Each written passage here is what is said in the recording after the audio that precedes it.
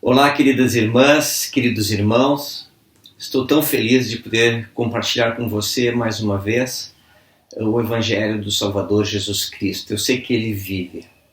Ele é o primogênito de nosso Pai Celestial. Significa que Ele é o primeiro filho espiritual de nosso Pai Celestial. De filhos infindáveis, impossíveis para nós contar. Presto-lhes o meu testemunho que o Salvador, Ele vive. E Ele dirige a igreja dele aqui na Terra. Hoje nós vamos estudar uma parte de Doutrina e Convênio 124.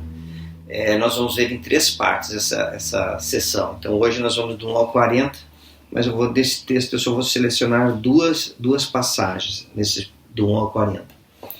E eu gostaria de você pudesse parar e pensar um pouquinho que os santos, né, no inverno, né, de 38, 39, é o hemisfério norte, né, então ali dezembro, janeiro, fevereiro, tudo é muito frio, é um inverno de neve bem forte, né? E durante esse inverno, os santos foram expulsos do Missouri e eles então tiveram que abandonar suas terras, suas posses e tudo mais. O profeta estava preso na cadeia de Liberty e durante 4 meses. Os santos então se deslocaram e foram gradualmente, né, e chegaram até Illinois, na cidade de Comencer.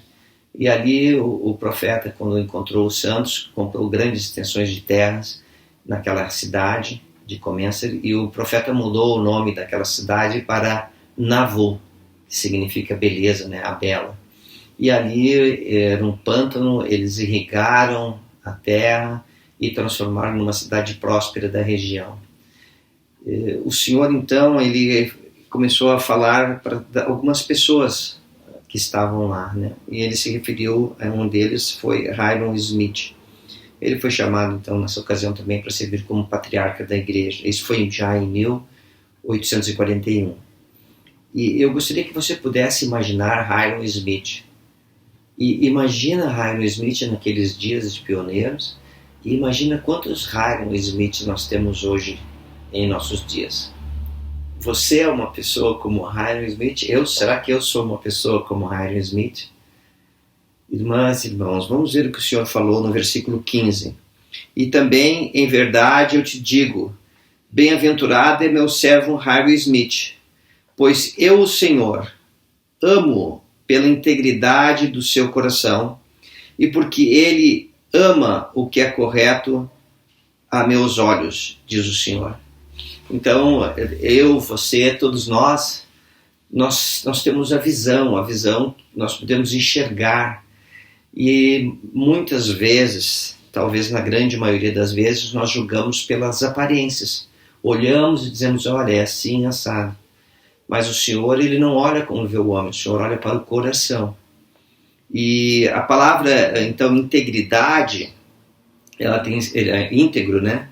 Integridade é um estado de integridade.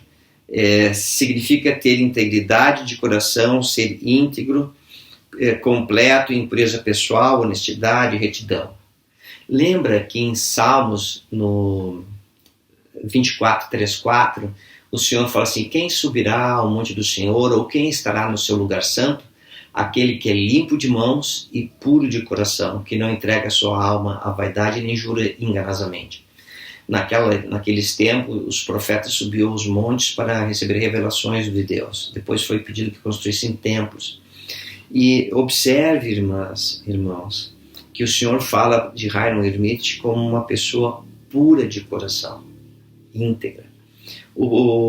Então, na época, né, membro do Coro dos Doze, Elder Joseph P. Whitley, que ele viveu entre 1917 e 2008, e era um apóstolo do Senhor, membro do Coro dos Doze, da Igreja de Jesus Cristo dos Santos dos Últimos Dias. Ele disse assim, abre aspas, para mim, integridade significa sempre fazer o que é certo e bom, independentemente das consequências imediatas. Significa ser justo do fundo de nossa alma, não apenas em nossas ações, mas, mais importante, em nossos pensamentos e em nossos corações. A integridade pessoal implica tal confiabilidade e incorruptibilidade, que somos incapazes de ser falsos para com a verdade ou com os convênios. Fim da citação. E o Senhor falou de Hiram que ele era íntegro, né? Então Hiram tinha um coração íntegro, um coração puro. E nós vimos em Salmos 24, 3, 4 que aqueles que vão ao templo são as pessoas que são íntegras, de coração puro. E aqui é interessante, o elder Joseph B. Whitley, quando fala assim de retidão pessoal, né, nas suas ações e tudo, né, que fazemos, ele salienta aqui nos pensamentos e nos nossos corações. Então, uma pessoa íntegra, de coração puro, os seus pensamentos são puros, os desejos do seu coração são puros.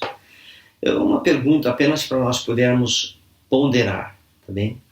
Como vou fazer assim, como eu posso manter os meus pensamentos e o meu coração sempre puro diante de Deus?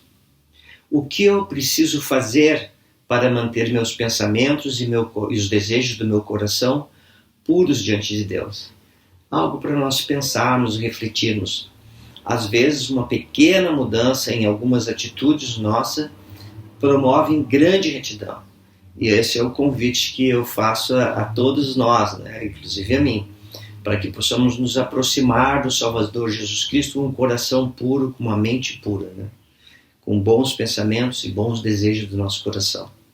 Mas já vou te avisando, se você se ajoelhar e pedir ao Senhor para que você seja uma pessoa totalmente íntegra, com coração puro, com mente pura, o adversário vai procurar de todas as maneiras colocar pensamentos negativos, falsos, pensamentos maus na sua mente e desejos maus para o seu coração. Saiba disso, que cada vez que você emprega um esforço para se aproximar do Salvador, no sentido contrário, Lúcifer também procura te afastar de Deus, te afastar de Jesus Cristo. Mas lembra, se você manter-se firme nos teus desejos, Lúcifer se afasta, tá bom? Nos teus desejos de retidão. Vamos continuar aqui, então, nos versículos 26 em diante. Olha que coisa extraordinária que o Senhor fala. E enviai mensageiros rápidos, sim, mensageiros escolhidos, e dizei-lhes: vinde com todo o vosso ouro e vossa prata e vossas pedras preciosas, e com todas as vossas antiguidades, e todos os que tiverem conhecimento de antiguidades, e estiverem dispostos a vir, que venham e tragam o álamo, e a faia e o pinheiro, junto com todas as árvores preciosas da terra, e com ferro, e com cobre, e com latão, e com zinco, e com todas as vossas coisas preciosas da terra, e construí uma casa ao meu nome, para que nela habite o Altíssimo. Então o Senhor está pedindo aqui, o Salvador Jesus Cristo, que os santos construam um templo do Senhor, ao Senhor. No 28, porque não há na terra um lugar a que ele possa vir e restaurar aquilo que perdestes, ou seja, aquilo que ele tirou, sim, a plenitude do sacerdócio.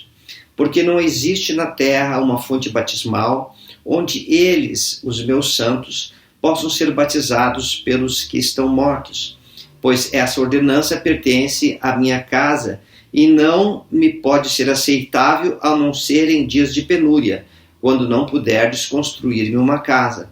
Ordeno-vos, porém, a todos vós, meus santos, construirdes uma casa, concedo-vos um tempo suficiente para me construirdes uma casa, e durante esse tempo vossos batismos ser-me-ão aceitáveis. Mas eis que, findo esse prazo, os batismos por vossos mortos não me serão aceitáveis. E se não fizerdes essas coisas até o final do prazo, sereis rejeitado como igreja e com vossos mortos, diz o Senhor vosso Deus. Então o Senhor está pedindo, ordenando, orientando que seja construído um templo. E foi construído o templo de Navu. Eu tenho aqui um pequeno histórico do templo de Navu, né? uma partezinha aqui. Então diz assim: sob a direção do profeta Joseph Smith, as pedras angulares do templo de Nauvoo foram colocadas em 6 de abril de 1841. O templo concluído foi dedicado em 30 de abril e 1º de maio de 1846, quase 2 anos após a morte de Joseph Harmon Smith, após a maior parte dos santos haviam partido de Nauvoo para o Vale de Lago Salgado.